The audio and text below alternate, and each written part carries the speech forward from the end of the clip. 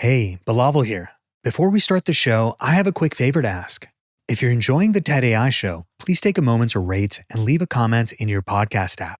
Which episodes have you loved, and what topics do you want to hear more of? Your feedback helps us shape the show to satisfy your curiosity, bring in amazing guests, and give you the best experience possible. In the rush to develop increasingly sophisticated artificial intelligence, a big question keeps floating around. You know this question. How long will it take before some massive breakthrough, some kind of singularity emerges, and suddenly AI becomes self-aware?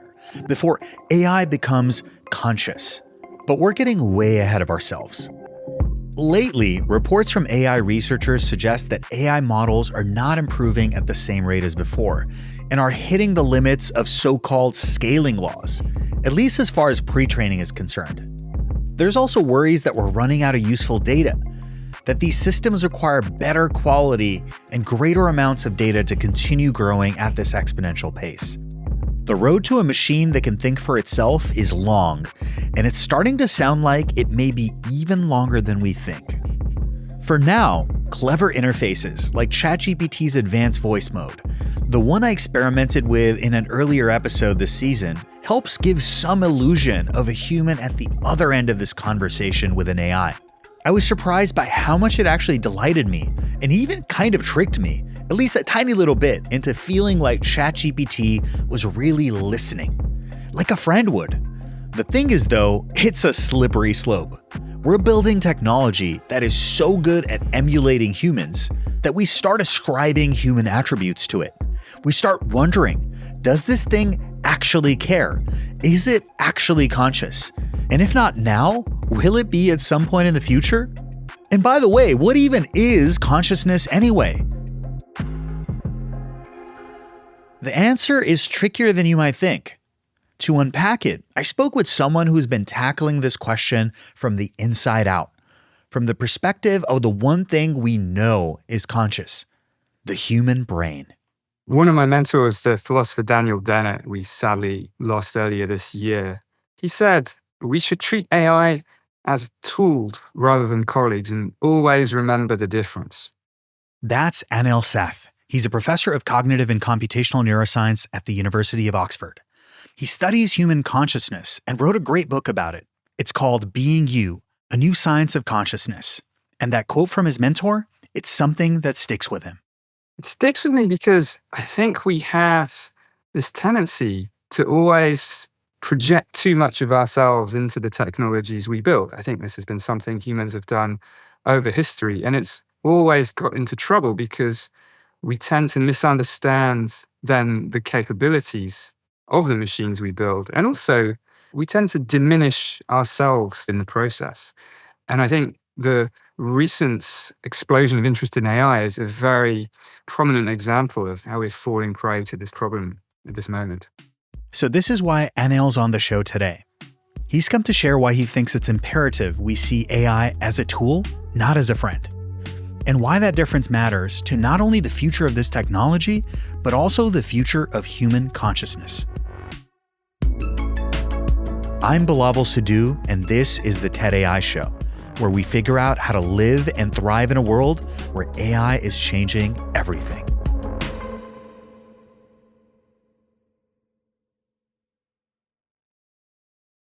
Hi, I'm Bilal Sidhu, host of TED's newest podcast, the TED AI Show, where I speak with the world's leading experts, artists, journalists, to help you live and thrive in a world where AI is changing everything.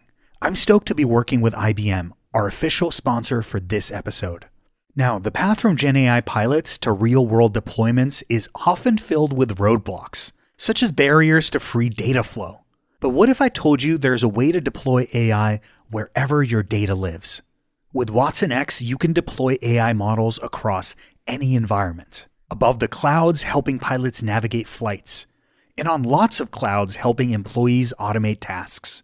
On-prem, so designers can access proprietary data. And on the edge, so remote bank tellers can assist customers. Watson X helps you deploy AI wherever you need it, so you can take your business wherever it needs to go. Learn more at ibm.com/WatsonX and start infusing intelligence where you need it the most. Are your digital operations a well-oiled machine or a tangled mess? Is your customer experience breaking through or breaking down? It's time for an operations intervention. If you need to consolidate software and reduce costs, if you need to mitigate risk and build resilience, and if you need to speed up your pace of innovation, the PagerDuty Operations Cloud is the essential platform for operating as a modern digital business. Get started at pagerduty.com. Something about the way we're working just isn't working. When you're caught up in complex pay requirements, or distracted by scheduling staff in multiple time zones, or thinking about the complexity of working in Monterey while based in Montreal, you're not doing the work you're meant to do. But with Dayforce, you get HR, pay, time, talent, and analytics all in one global people platform. So you can do the work you're meant to do. Visit dayforce.com/do-the-work to learn more. So Anil, I've been thinking about how not long after we invented digital computers, we started referring to our human brains as computers. Obviously, there is a lot more to it than that, but what is helpful and not helpful about describing our brains as computers? It's clearly very helpful. I mean, there's my title, my academic title is Professor of Computational Neuroscience. So I'd be rather hypocritical to say that it was not a useful way of thinking to some extent. And there's a very lively debate, mainly in philosophy rather than neuroscience or in tech, about whether brains actually do computation as well as other things. And in fact, the metaphor of the brain as a computer has clearly been very, very helpful. If you just look inside a brain, you find all these neurons and chemicals and all kinds of complex stuff. And computation gives us a language to think about what brains are doing. That means you don't have to worry so much about all that.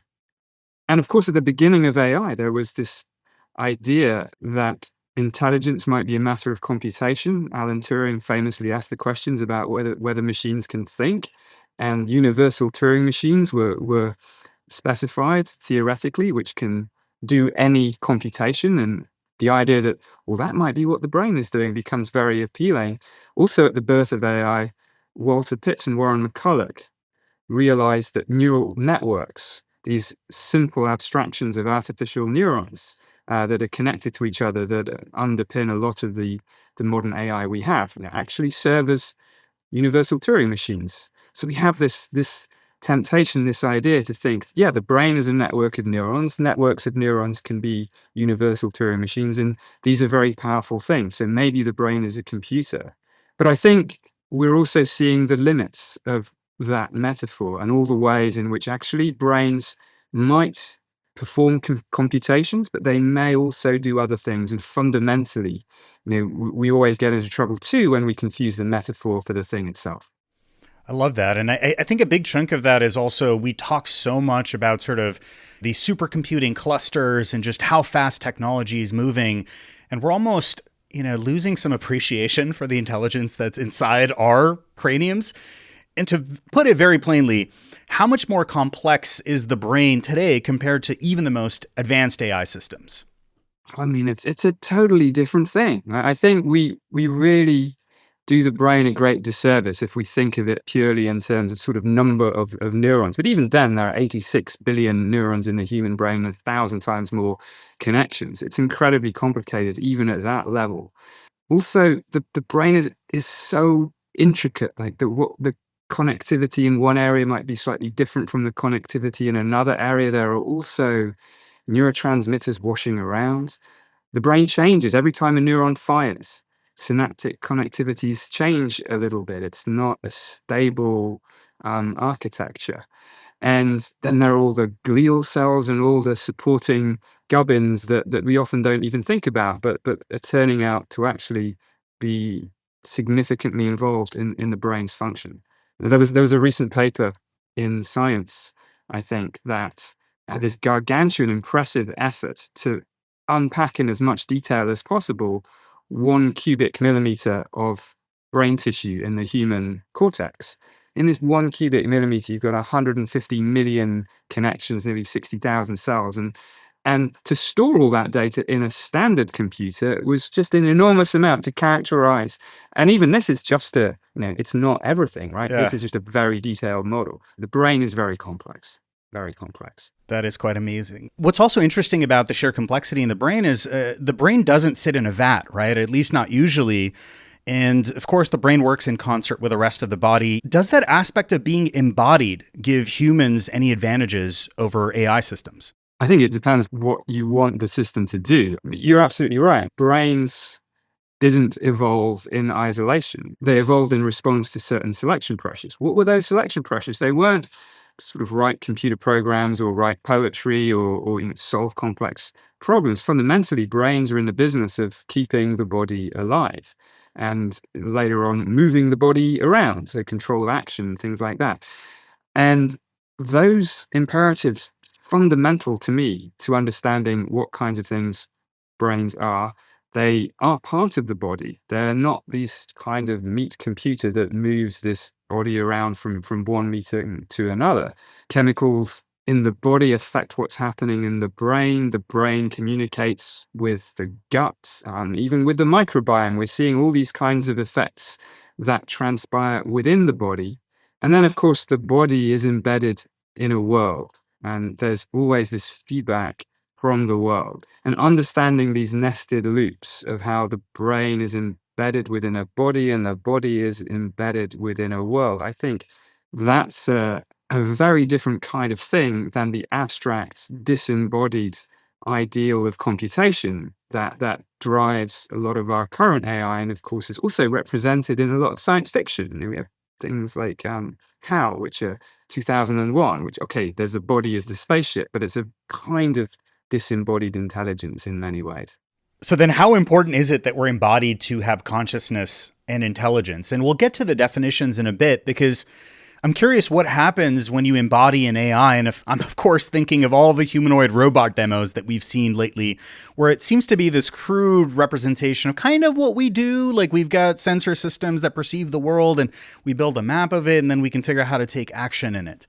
This is a fascinating question. I mean, so far, the AI systems that we have, the ones we tend to hear about mainly anyway, language models and generative AI, they tend to have been trained and then deployed in a very disembodied way. But this is changing. Robotics is improving too. It's lagging behind a little bit, as it always does, but it is improving. And there are fascinating questions about what difference that makes. One possibility that strikes me as plausible is that embodying an AI system so that you train it in terms of physical interactions, don't just drop a pre-trained model into a robot, but everything is trained in an embodied way, might give us grounds to say that AI systems actually understand what they say, if it's a language model, for instance, or understand what they do. Because these abstract symbols, words that we use in language, and there's a good argument that ultimately their meaning is grounded in physical interactions with the world. But does this mean that AI systems not only are intelligent and possibly understand, but also have conscious experiences? That's a separate question. And I think there's many other things that might be necessary for us to think seriously about the possibility of AI being conscious. I think that brings me to the logical next question, which is, what is the difference between intelligence and consciousness? Perhaps let's start with intelligence. Both intelligence and consciousness are tricky to define, but most definitions immediately point to the fact that they're different. And if we think about a broad definition of intelligence, it's something like doing the right thing at the right time. A slightly more sophisticated definition might be the ability to solve problems flexibly. And whether it's solving a Rubik's Cube or a complex problem scientifically, or navigating a social situation adeptly, I mean, these are all aspects of doing the right thing at the right time. And importantly, intelligence is something you can define in terms of function, in terms of what a system does, what its behavior ultimately is. So there's no deep philosophical challenge for machines to become intelligent in some way. I mean, there may be obstacles that prevent machines from becoming intelligent in this sort of general AI way, which is the way that humans are intelligent. But intelligence fundamentally is a property of systems. Now, consciousness is different. Consciousness, again, is very hard to define in a way that's going to get everyone signed up to. But fundamentally, consciousness is not about doing things, it's about experience. It's the difference between being awake and aware and the profound loss of consciousness in general anesthesia. And when you open your eyes, your brain is not merely responding to signals that come into the retina. There's an experience of color and shape and shade that characterizes what's going on. A world appears and a self within it. Thomas Nagel, I think, has the nicest philosophical definition, which is that for a conscious organism, there is something it is like to be that organism. It feels like something to be me, feels like something to be you. Now, you can finesse these distinctions as much as you want, these definitions, but I think it's already clear they are different things. They come together in us humans. We know we're conscious and we think we're intelligent, so we tend to put the two together. But just because they come together in us doesn't mean they necessarily go together in general.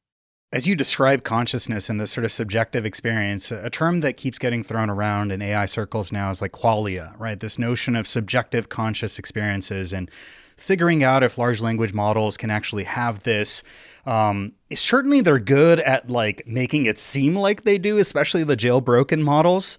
But it also takes me back to something else that you've talked about, which is our perception of reality is sort of this controlled hallucination that we don't fully like perceive reality in this completely objective sense. I don't know if that's the best characterization, but I'm trying to connect the dots there where it seems to be like even our experience of reality is kind of hard to grok and fully explain. And so I wonder, doesn't that point to us not being able to create a very, clear definition to measure that in a synthetic system? Yeah, I think you can go even further, actually. I think there's very little consensus there's no consensus on what would be the necessary and sufficient conditions for something to have subjective experience, to have qualia in this sense. When you and I open our eyes, we have a visual experience.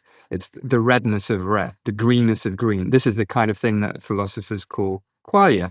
And there's a lot of argument about whether this is actually a meaningful concept or it's just something that we think is profound and it actually is just a wrong way of looking at the problem. But for me, there is a there. When we open our eyes, there is visual experience, however we label it as qualia or something else.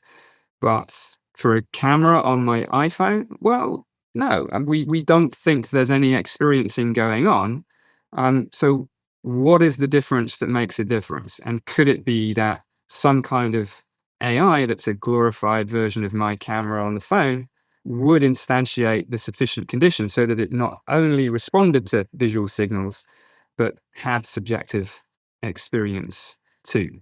I think that's the challenge we need to face because, as you say, AI systems, especially things like language models, can be very persuasive about having conscious experience. And again, especially the ones where you ask them to whisper and get around the guardrails in one way or another, they can really seduce our biases. And so we can't just rely on what a language model says. If a language model says, yes, of course, I have a conscious visual experience, that's not a great evidence for whether it's there or not. And so we need to think, I think, a little more deeply about what it would take to ascribe conscious experience to the system that we create out of a completely different material.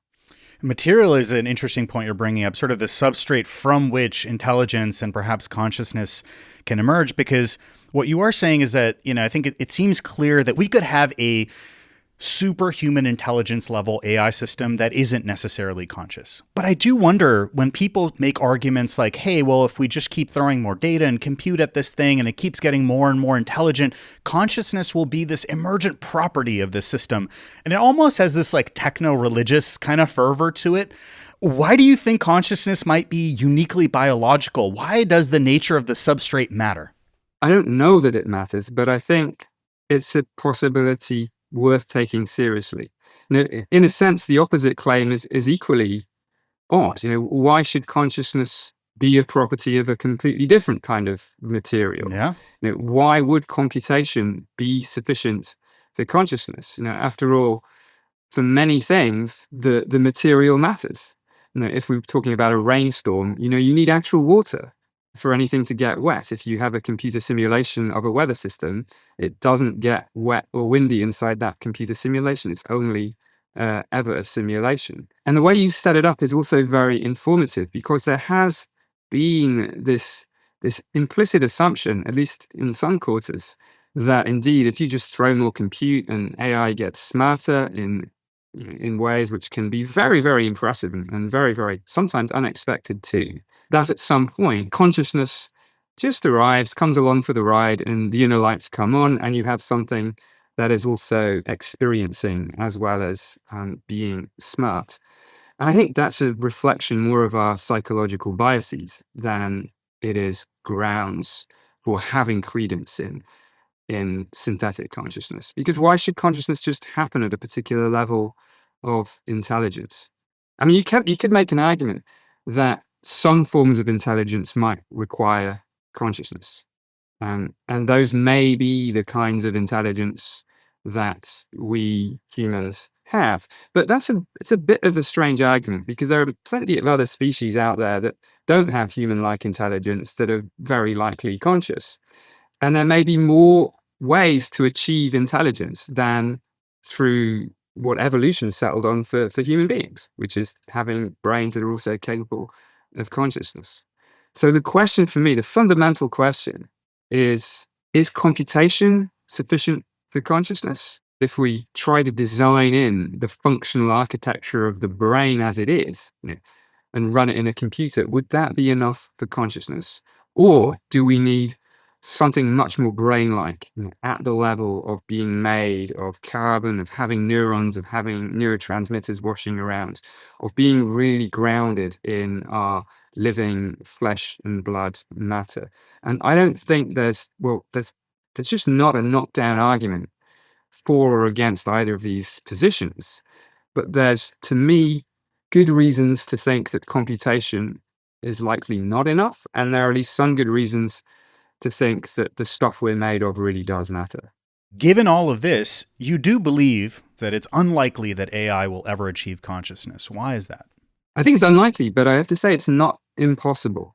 And the first reason it's not impossible is that I may very well be wrong. And if I'm wrong and computation is sufficient for consciousness, well, then it's going to be a lot easier than I think.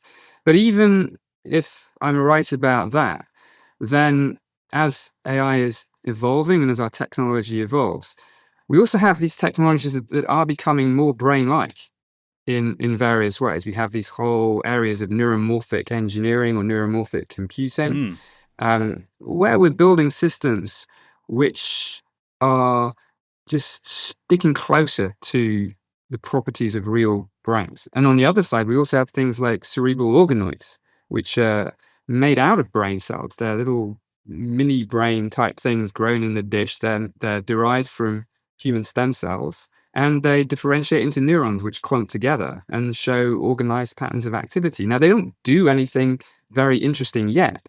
So it's the opposite situation to a language model. A language model really seduces our psychological biases because it speaks to us, but a clump of neurons in a dish just doesn't, because it doesn't do anything. Yet, for me, the possibility of artificial consciousness there is much higher because we're made out of the same material. To the specific question, why should that matter? Why does the matter matter? It comes back to this idea about what kinds of things brains are and the fact that they're deeply embodied and embedded systems. So brains fundamentally, in my view, evolved to control and regulate the body, to keep the body alive. And fundamentally, this imperative goes right down, even into individual cells. Individual cells are continually regenerating their own conditions for survival. They don't just take an input and transform it into an output. And in doing this, I think there's a pretty much a direct line from the metabolic processes that are fundamentally dependent on particular kinds of matter, flows of energy, transformations of carbon into energy, things like that, all the way up to these higher level descriptions of the brain making a perceptual inference, or as we said earlier, a controlled hallucination, a best guess about the way the world is. So if there is this through line from things that are alive and why we call them alive, all the way up to the neural circuitry that seems to be involved in visual perception or conscious experience generally, then I think there's some reason to think that consciousness is a property of living systems. As you were answering that, in my head, I have this visualization. Maybe the future of this conscious AI system that we finally create isn't going to be a bunch of Jensen's NVIDIA GPUs in some data center, but perhaps this like giga brain that we build out of the very things that our brain is made out of. That's one hell of a visual, I got to say. Yeah, I think that's a possible future, right? Because we're already on that track with neurotechnologies and hybrid technologies as well. And people can plug organoids, into rack servers. People are beginning to do this already to sort of leverage, the dynamical repertoire that these things have. And nobody knows how biological a system needs to be in order to move the needle on the possibility for consciousness happening. It may be not at all, or it may be a great deal indeed.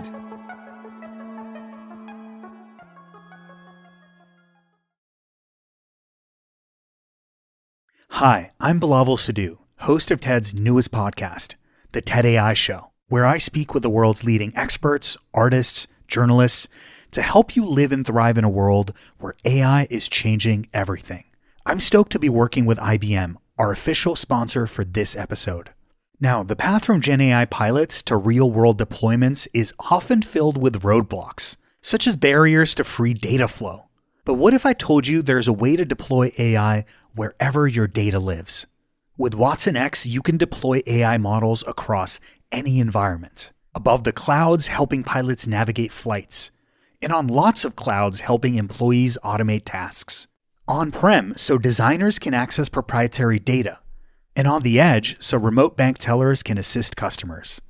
Watson X helps you deploy AI wherever you need it, so you can take your business wherever it needs to go. Learn more at ibm.com/WatsonX and start infusing intelligence where you need it the most.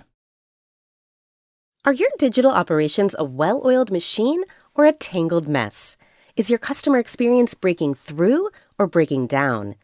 It's time for an operations intervention. If you need to consolidate software and reduce costs, if you need to mitigate risk and build resilience, and if you need to speed up your pace of innovation, the PagerDuty Operations Cloud is the essential platform for operating as a modern digital business. Get started at pagerduty.com.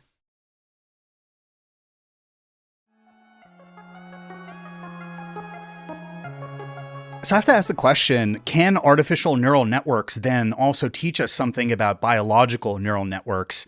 And the reason I asked this, I was reading the Anthropic CEO's rather extended blog, and he brought up this example where basically like a computational mechanism was discovered by AI interpretability researchers in these AI systems that was rediscovered in the brains of mice. And I was just asking my question, wait a second, so like an artificial system, like a very simplified simulation is still telling us something about the organic, more complex representation. What's your thoughts on that? And do you think this trend will continue? Oh, absolutely. I think this is, for me, the line of research that was certainly the line that I'm following. The use of computers, and in general, and AI in particular, they're incredible tools. They're incredible general purpose tools for understanding things. And, even in my own research, this is what we do. I mean, we'll build computational models of what we think is going on in the brain, and we'll see what these models are capable of doing. And we'll also see what predictions they might make about real brains that we might then go and test in experiments. I have to imagine the advances in technology, both on the sensing and the computation side, is making a huge difference. And I'd love to hear some examples. There are examples in many different levels. So, for instance, there are algorithms involved in generative AI that might really map onto things that brains do. So, at one level, it's about discovering what the functional architecture of the brain is through developing these new kinds of algorithms. But then there are other levels too. I mean, that there's the levels in which we might use AI systems as tools for modeling or understanding some higher level aspects of the brain. So, for instance, we use some generative AI methods to simulate different kinds of perceptual hallucination. So, the visual hallucinations that people have in different conditions, like in psychosis or in Parkinson's disease or after psychedelics. And this goes back to some early algorithms by Google in their Deep Dream, when they turned bowls of pasta into these weird images with dog heads sprouting everywhere. But we can use those in a more serious way to get a handle on what's happening in the brain when people experience hallucinations. And then right at the other end, and I admit this is something that, for me anyway, is still uncharted territory and something I'm really interested to explore, is when we actually leverage the tool set that AI is delivering now. The language models, the virtual agents. I was reading a paper just the other day about a whole virtual lab that was discovering new compounds to bind to the COVID virus particles. And this virtual lab was basically doing everything from searching the literature to generating the hypothesis to critiquing experimental designs and proposing new experimental designs and so on. So I think there's a lot of utility in AI for accelerating the process of scientific discovery. I think AlphaFold is such a great example of that, right? Like what took like a PhD, the entirety of their PhD to figure out a couple molecules. We've mapped out a huge opportunity space and kind of just put it out there. I mean, that is such a beautiful example, because also it just exemplifies the way in which I think it's productive for us to relate to these kinds of systems, because AlphaFold intuitively seems like a tool, right? We treat it, we use it as a tool, or rather the biologists do, to just rapidly accelerate the hypotheses they can make at the level of protein binding and so on. We never think of AlphaFold as another conscious scientist. It's not. It doesn't seduce our intuitions in the same way that language models do. So I don't think there's anything quite comparable to AlphaFold, in the neuroscience domain yet. And I'm trying to think what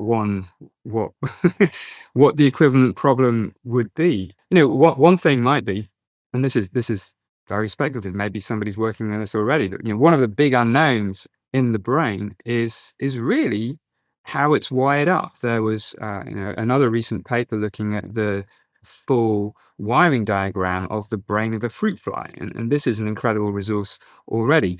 It was computationally incredibly difficult to put this together, from the little bits of data that you might get in individual experiments. So there could well be a role for AI in helping amass large amounts of data to give us a more comprehensive picture of what kind of thing a brain is. And there may be many other creative ideas out there too.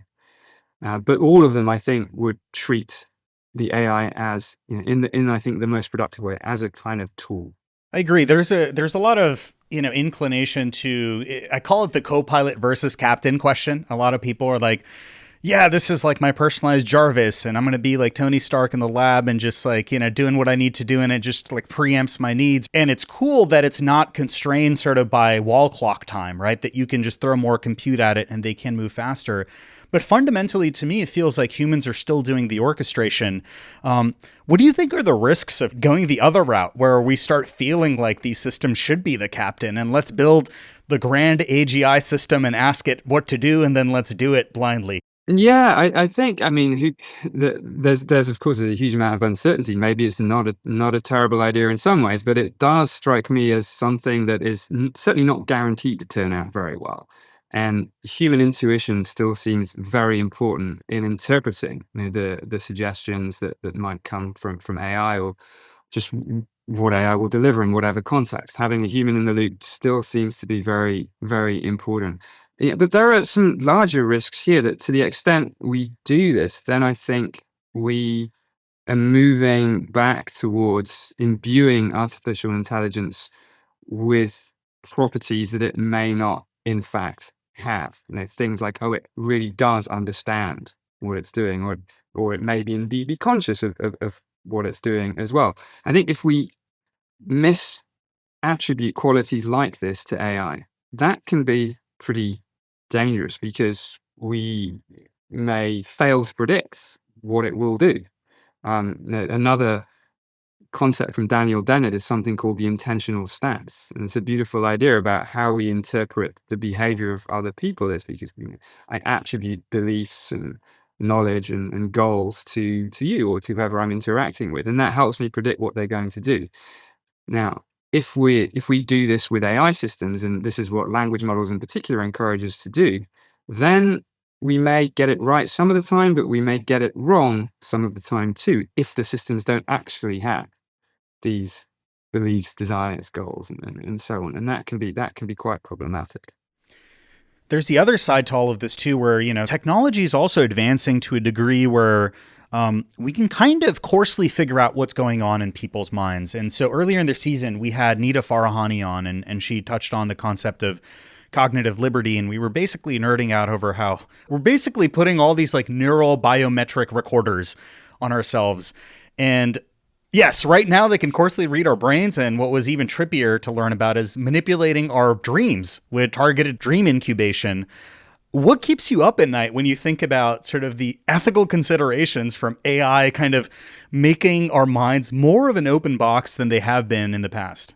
One of the things that I think about, and I was recently writing a paper with a philosopher, Emma Gordon, about brain-computer interfaces as well, is really, why is the skull this boundary that we think of as particularly significant here? I mean, we've already given our data privacy away in so many ways. I mean, that's true. Not a good thing, right? But yeah. In many ways, at least for people who've been around for a while, the cat's already out of the bag.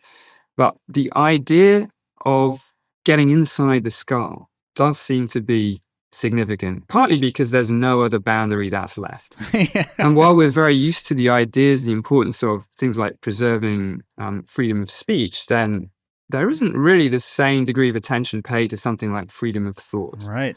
So we're just not used to what kinds of guardrails and moral guidelines we might need in this case. And then there are also, I think, some more subtle worries, certainly in this space of brain-computer interfaces. Because let's imagine a situation where we each have, or brain-computer interfaces are widely used, a lot of brain data is extracted, it's used to train models, which are then used to underpin the utility of brain-computer interfaces so that they can predict what someone wants to say or do, on the basis of brain activity. Now, there are some extraordinarily powerful and compelling use cases for this kind of thing in medicine, in treatment for people with brain damage or paralysis or blindness. But if we generalize that to enhancement of everybody, and we try to think, okay, these things are not just to solve specific clinical problems, but they become part of our society more deeply, then there's a potential that there's a kind of enforced homogeneity. Yeah. We might have to learn to think a particular way in order to get the brain-computer interface to work. And that may be a completely unintended consequence, but it strikes me as a worrisome consequence as well. There may also be, just kinds of social inequity that start to happen too about, okay, people with access to these systems can do more, or will be allowed to train them so they can think in their own distinctive way and not have to think in the way that the mass market BCIs require. So I think there's a lot of sort of feedback cycles that can start to unfold in this case. But fundamentally, it's that really there's nothing more to privacy once you go inside the skull. And then there's a stimulation thing as well. Once brain-computer interfaces can be bidirectional. And if they're bidirectional and you start implanting thoughts, goals, intentions, then we're definitely in a very ethically troubling situation. That last bit to me is the stuff that keeps me up. But it's like giving a bunch of companies read-write access to your mind, right, and to your brain, and in a sense, the point you brought up about sort of homogeneity, sort of like lack of intellectual diversity. We're already kind of seeing that where people are using LLMs, and it's all kind of like the same milquetoast prose, and people are almost losing the ability to write and think, and yeah, I think there's something kind of disconcerting about that. Yeah, I mean, there might be a more optimistic view of this too, that the sort of milquetoast homogeneity of large language model output may cause us to really value human contributions more. Just as in other situations, there's a value attached to the handmade, the bespoke, and we may end up living in a situation where we just view these two kinds of language quite differently. And just as someone who grows up in a bilingual household, will naturally learn to speak two different languages, future generations might become accustomed to, okay, well that's kind of large language model language, and this is human language, and they just innately feel very different, even though they're using the same words. Oh yeah, kind of like just forming code switching and different contexts how exactly to behave. I think it's a valid point. Perhaps I have a slightly more jaded take on this because I'm like, yeah, people are going to want the Whole Foods experience, but a vast majority of people are like, give me the free ad-funded Mountain Dew straight to the vein. And I deeply, deeply worry about that. So let's leave the lab for a second here.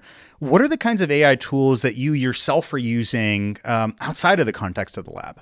I'm pretty a light user of AI tools, at least the ones that I know about, because of course one of the things is AI is hidden beneath the surface of many of the things we use. Every time I use Google Maps, there's machine learning or AI happening there.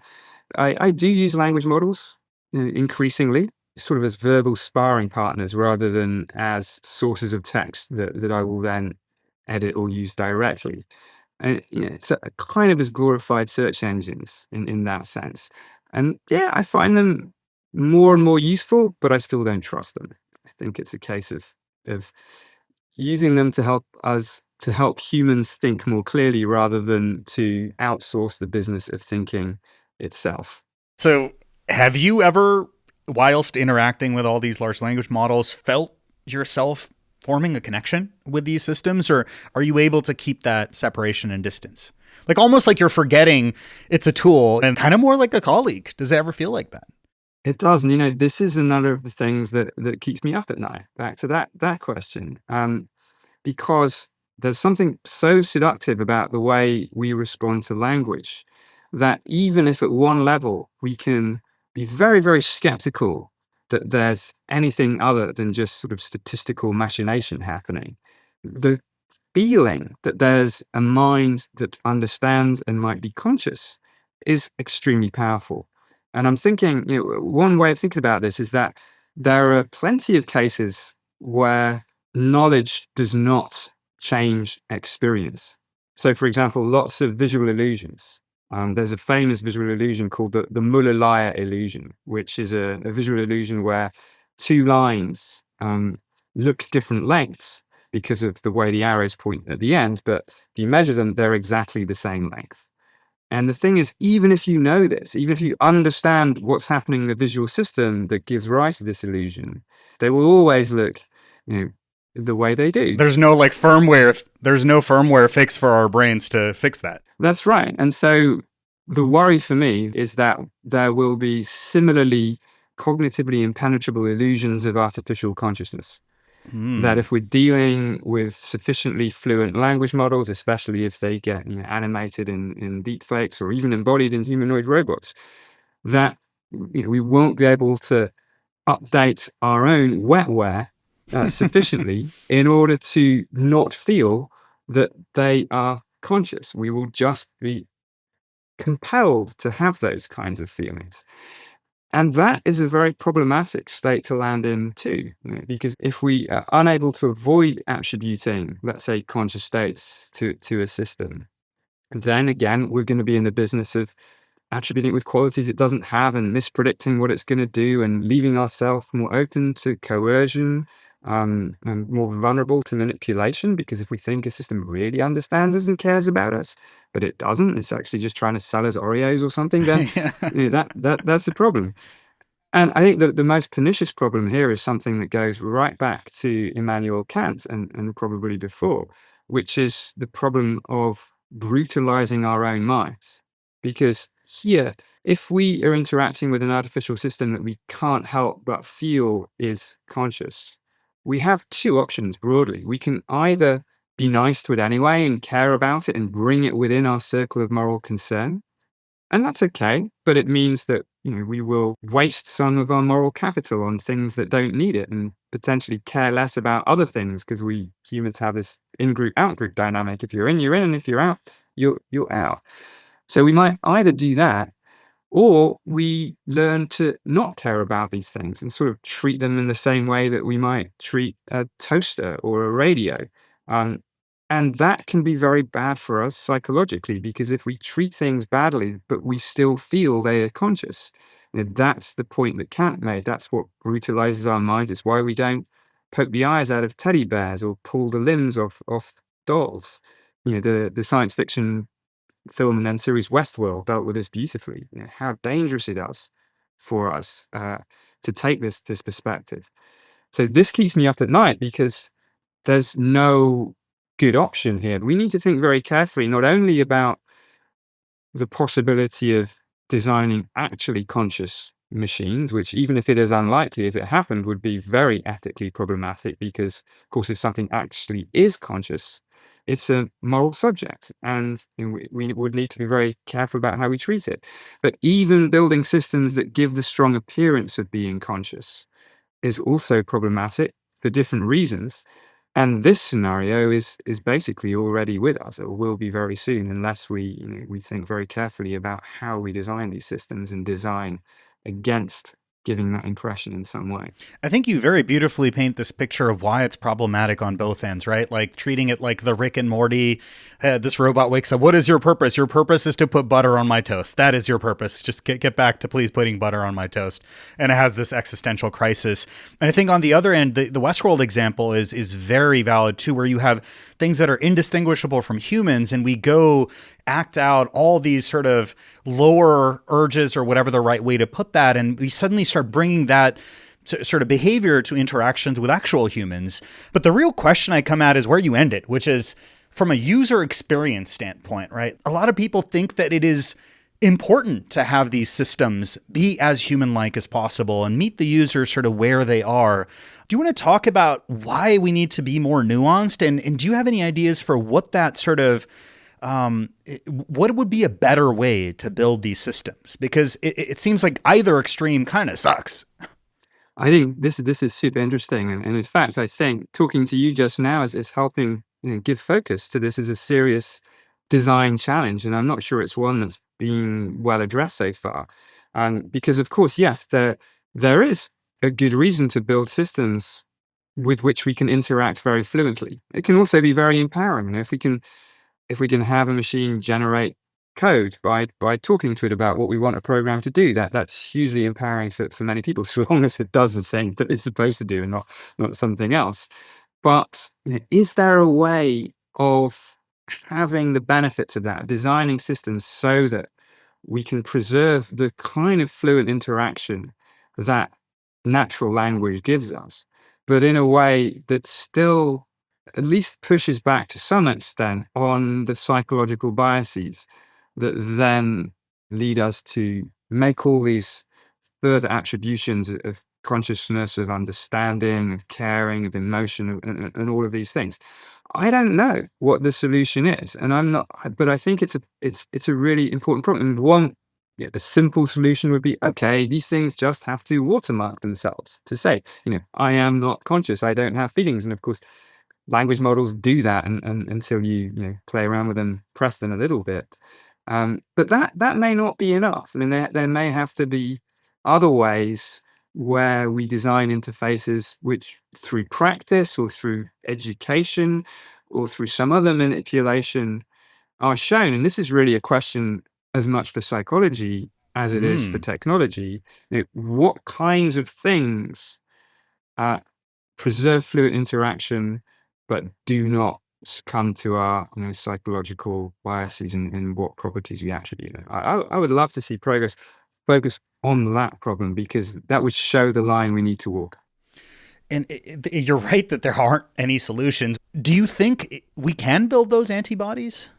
I think we have to try. I mean, that also brings up another point, which is, again, very contentious in the tech sphere, which is, what should we do about regulation? What kinds of systems should people just put out there?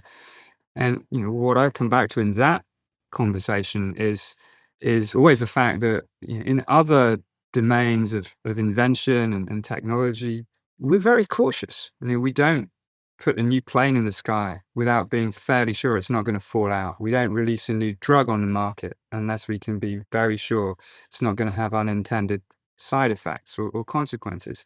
And there does seem to be an increasing recognition that AI technologies are in the same ballpark.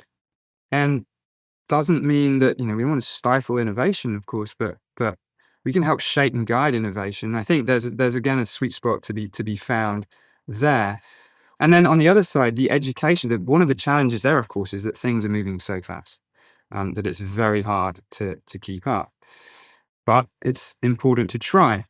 One thing that strikes me here is the very term artificial intelligence is part of the problem. It brings with it so much baggage that there's some kind of magic, and it's like, a science fiction mind, whether it's Jarvis or whether it's Skynet. HAL from 2001 or whatever it Yeah. is, whatever your favorite conscious intelligent robot is. Right. That's what we think of. And artificial intelligence has this brand quality, which I think is a little bit unhelpful. It may have been incredibly successful in raising large amounts of venture capital, but it's not a particularly helpful description of what the systems themselves are doing. Of course, most people working in this, at least they used to at any rate, talk about machine learning rather than artificial intelligence. And then another level of description, you can just say, well, these things are basically just applied statistics. If you start describing something as applied statistics, it's even that is educationally valuable because it highlights how much we load onto these systems by the words we use. One other very simple example here, which I think the horse has already bolted here too, but it's always annoyed me how people describe language models as hallucinating when they make stuff up. Yeah, it's giving them too much credit. It's giving them way too much credit, and it's doing something more specific than that. It's cultivating the implicit idea that indeed language models experience things. Because that's what a hallucination is. A hallucination, if you apply it to a human being, it means, well, they're having a perceptual experience of something that's not there.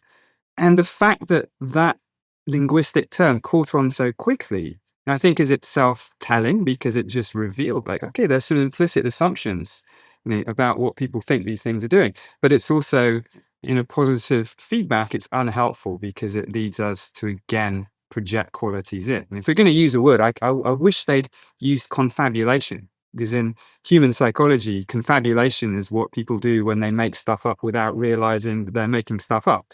And that, to me, is an awful lot closer to what language models do. But I don't think it's going to catch on now. But we should be careful about the language we use to describe these systems for exactly this reason. What advice would you have for people that are listening to this so that they can take advantage of the tools at their disposal today and not get sucked into perhaps the pseudoscience and the, fake spirituality that kind of comes as a package deal with AI today? Part of it is exactly recognizing these often implicit motivations that drive all these associations that lead us to think of these things as being more than they are or different than they are.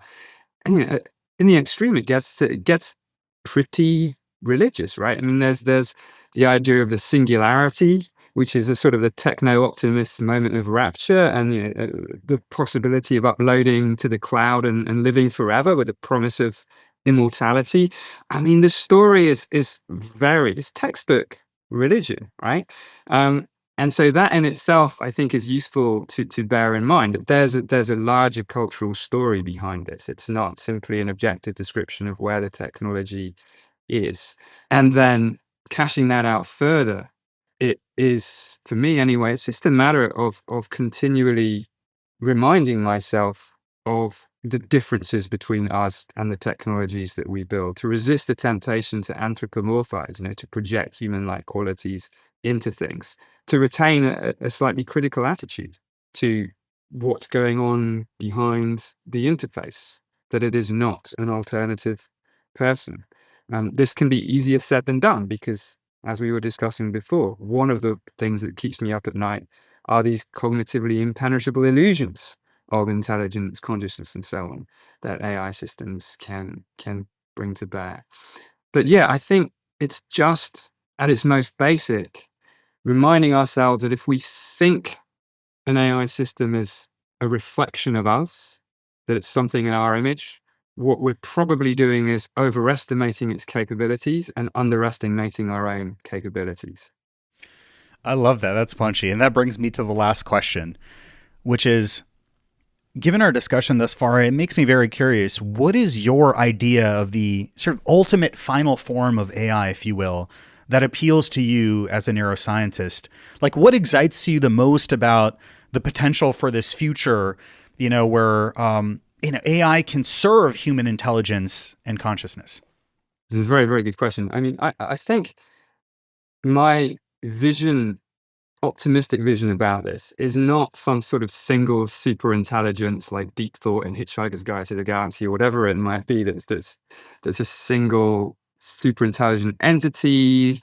Maybe AI in the future is going to be a bit more like electricity or water. It's a basic Utility. property of it's a utility. It's a utility, and it's used in many, many different ways, in many, many different contexts to do many, many different things.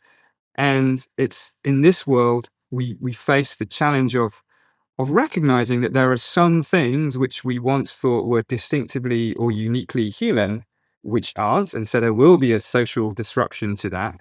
This happens, of course, in all technological revolutions. But the flip side of that is that the space that's opened for massive innovation, creativity, the ability to solve all sorts of problems. So I think it's not a single thing, it's many things. One last thought on this. I've heard the idea many times that the distinctive thing about AI is that it could be humanity's last invention, because AI systems can design, develop, improve themselves. Oh, they'll invent everything else? or we lose the ability to have dominion over what they may end up being. And that's something that I'm still a little bit unsure how to think about that, whether that's a real difference or whether it's something that we can still be careful to manage. But my optimistic view of AI is as some kind of utility that's drawn on in many, many ways. Yeah, that permeates everything versus the singular, all-encompassing AI in the sky, which again starts sounding very religious. Anil, thank you so much for joining us. Thanks for the conversation. I really enjoyed it. Wow, what a conversation. Anil Seth reminds us that the story of AI isn't just a tale of machines gaining power. It's a mirror reflecting our own biases, aspirations, and fears. We project so much of ourselves onto these tools. We anthropomorphize the algorithms. We give meaning to their outputs, as if they share the complexity of human experience. But as Anil said, we overestimate their capabilities and underestimate our own. And that's something worth meditating on. For all the dazzling feats AI can pull off, it's still us, humans, who design, direct, and decide what these systems become. And it's our responsibility to tread carefully, not just for the sake of innovation, but for the future of what makes us human. There's another fascinating question here too. If a truly conscious AI system does emerge one day, will it even look like the systems we built so far? The unique, messy biology of the human brain, neurons, synapses, and glial cells, doesn't just power intelligence. It creates the rich, subjective experience we call consciousness. Silicon and software might never be enough. Consciousness may demand a substrate that mirrors what we're made of, a construct that's alive, pulsing with the same kind of vitality that flows through us. And this is wild to imagine, a future where conscious AI doesn't emerge from humming server racks or massive data centers, but from living organic systems, gigabrains we create from the very building blocks of life itself. In trying to recreate the sparks of consciousness, we'd be stepping closer to understanding what makes it so mysterious and so uniquely human. For now, though, that's all in the realm of speculation. What's not speculative, though, is this.